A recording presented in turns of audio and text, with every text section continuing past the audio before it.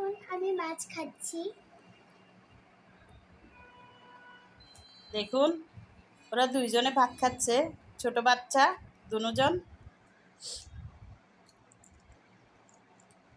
মাছ খাচ্ছে, ভাতও খাচ্ছে দুইজন। Hi guys.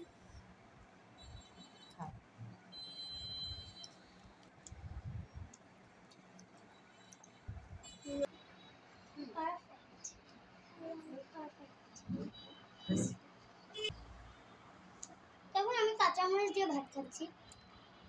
দেখুন ওরা কিভাবে খাচ্ছে, মরিচ দিয়ে খাচ্ছে।